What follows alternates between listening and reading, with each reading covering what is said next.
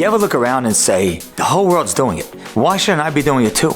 The whole world looks like they're having fun. You drive through New York City and it looks like the place is a blast. Wow, look at that theater, that place. I gotta go there. If everyone else is doing it, why don't I go there too?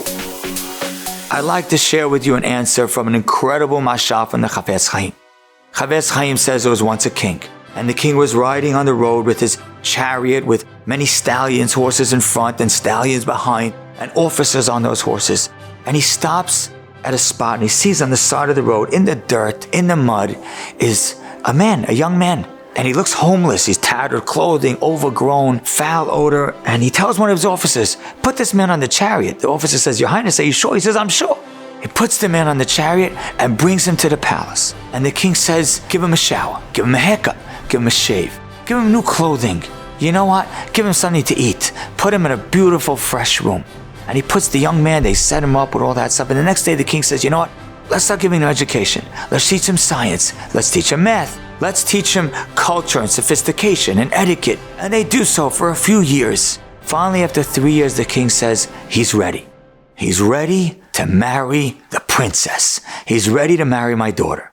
And the king makes a gorgeous affair. Humongous hall, high ceilings, beautiful drapery, dishes and governors from all over the land. Every meat, every delicacy, gold and silver. A beautiful wedding. And after the wedding is over, the new prince and princess leave the hall happy. 3 months later, the king is driving on the road and he's riding in his chariot.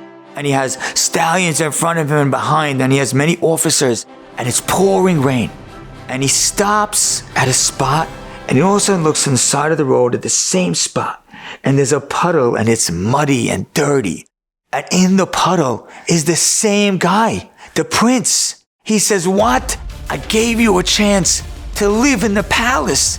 I gave you a chance to live a life of royalty. You went back to the mud. Stay there.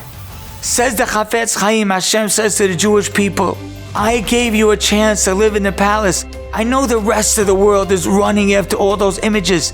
They never had the same opportunity as you. They never had a chance to learn sophistication and culture. They don't have a Shabbat. They don't know the beauty of sitting at a Friday night table. They never had a chance to daven to me. They never had a chance to make a beracha on food. They never had a chance to have our marriage. Of course they're running after all the mud because they never had a chance to live in the palace. But you were given a chance to live like royalty.